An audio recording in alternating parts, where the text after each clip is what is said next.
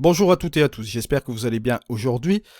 Nous nous retrouvons pour un tutoriel DxO Photolab 4.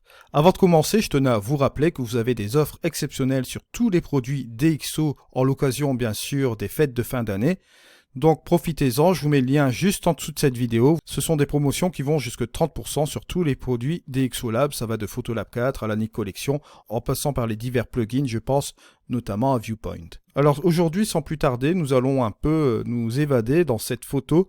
C'est une photo de Godrevy dans les Cornouailles. C'est un endroit qui se situe environ à 20 minutes de mon domicile. C'est un excellent plan de jeu pour le paysage. Vous avez vraiment tous les éléments, que ce soit la mer, bon, les falaises, etc. En fonction de la condition climatique, on peut avoir des couchers de soleil assez exceptionnels ou on peut avoir des côtés assez dramatiques lorsque la mer est assez agitée. Alors sans plus tarder, on va commencer un peu à développer cette photo. Et je vais aller directement dans le correctif ici avec la balance des blancs. On va un peu essayer de retrouver cette balance des blancs assez originale. Je vais essayer de prendre un point plus ou moins neutre. Bon, ici un point blanc. On va voir un petit peu ce que cela donne. Voilà, juste comme ceci. On obtient ce résultat-là qui est un petit peu plus neutre au niveau de la photo. Ou on pourrait utiliser aussi la balance des blancs de manière créative. D'accord? Alors on est ici sur ce premier résultat qui est pas trop mal. Je vais aller ici dans l'outil lumière. Et je vais utiliser un petit peu le bénéfice du Clear View. Voilà, juste comme ceci. Et regardez, bon là bien sûr il est à 50. Si je fais l'avant-après, ça nous donne un résultat qui est déjà assez exceptionnel. Bon bien sûr je vais le descendre quand même un petit peu. On va peut-être le mettre à 19 comme ceci. Pour donner juste un petit peu de punch. Vous voyez, juste à notre image. On voit tout de suite là que ça nous donne des résultats assez exceptionnels. Ensuite la deuxième chose que je vais faire, c'est un peu baisser mes tons clairs. Voilà. Juste comme ceci. Et je vais simplement déboucher un peu mes ombres, comme ceci. Et je vais jouer un peu avec mes tons moyens, pour obtenir ce résultat-là. Je vais revenir quand même sur mes tons clairs, parce que c'était un petit peu trop, voilà.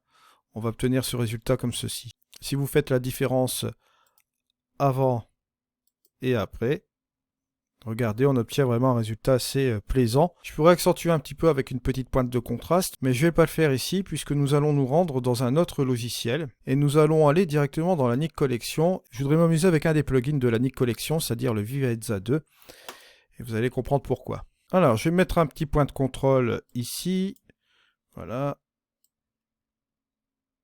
Et on va s'amuser un petit peu à jouer avec la luminosité, pourquoi pas, là, voilà, sur ces pixels qui sont ici. Je vais même afficher le masque, voilà. On va regarder comment ça s'applique. On va jouer sur cette partie-là. Donc sur cette partie-là, on va jouer un peu sur les contrastes. Je vais en ajouter un peu. Voilà. Et je vais ajouter peut-être un petit peu de saturation. Voilà, juste un peu comme ceci. On va ajouter un peu de structure aussi sur cette partie de la mer. Voilà. Et bien sûr, au niveau des ombres, ce que je vais faire un petit réglage. Je vais simplement baisser un peu. Voilà. Donner une petite dimension ici. Je vais rajouter un petit peu de chaleur là comme ceci, sans trop exagérer. Et le reste, je vais pas trop y toucher. Voilà. Là, j'appuie sur la touche Alt. Je vais aller un peu sur cette partie-là de la mer aussi également. Voilà, juste comme ceci. Voilà, je vais appuyer sur le masquage. Bon, là, je vois que j'applique cela comme ceci. Voilà, je vais dire que je suis pas trop mal comme ça. Je vais encore appuyer sur la touche Alt pour copier ce point de contrôle. Et là, je vais l'appliquer sur cette partie-là. Voilà, juste un peu comme ceci. Un petit peu comme ça. Voilà. Pour mettre cela sur le champ d'action là. Voilà. Comme ça, vous voyez ici ce qui est en train de se passer. C'est pas trop mal. Bon. Si je regarde la différence, regardez. Entre le avant, vous voyez sur ces différents points de contrôle que j'ai mis là. Et là, on va les réactiver. Regardez ce qui se passe. Hop. 1, 2 et 3. Vous voyez que ça rajoute quelque chose en plus sur la mer là, ce qui est pas trop mal. Je voudrais faire aussi la même chose sur ces deux vagues qui sont là. Donc on va directement aussi copier. Je vais appuyer sur la touche Alt. Voilà. Je prends ce point de contrôle là. Et là cette fois-ci, hop, on va l'appliquer un petit peu plus par là.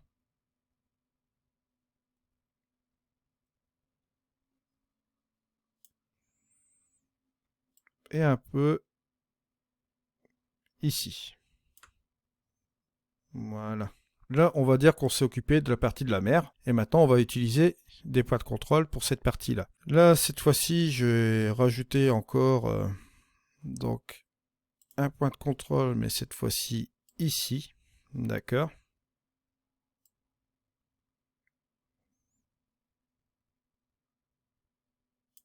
Voilà. Je vais le faire apparaître pour regarder si cela ça passe. Voilà, on va interagir plus au niveau des côtés des ombres. C'est pas mal comme ça. Donc je vais un peu, cette fois-ci, éclairer juste comme ceci et rajouter un peu de contraste. Voilà. Juste comme ça.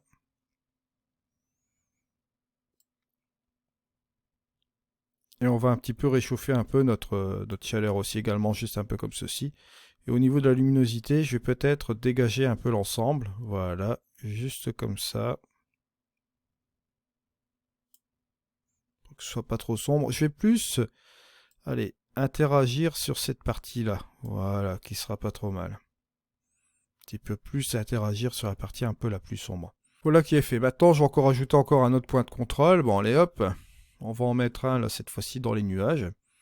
Je vais prendre cette partie des nuages là. On va regarder sur quelle partie on va interagir, ouais. Et là, on va un peu contraster l'ensemble du nuage, comme ceci. La luminosité, je vais un peu le baisser. Voilà, ça va nous donner ce résultat-là.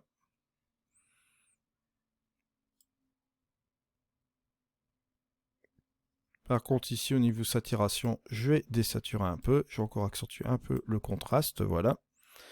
Et je vais un peu m'amuser encore avec un autre point de contrôle que je vais copier, hein.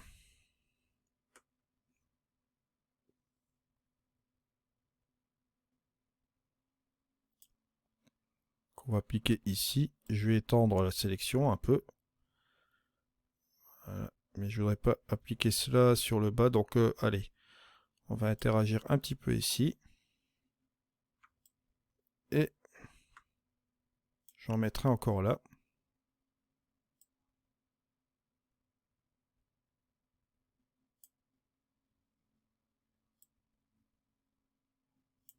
Un peu juste comme ceci. Voilà, après que j'ai fait tous mes petits ajustements locaux comme ceci dans l'image, ce que je vais faire, j'ai donné un petit coup de boost au niveau du contraste. Bon là c'est un petit coup bateau on va dire.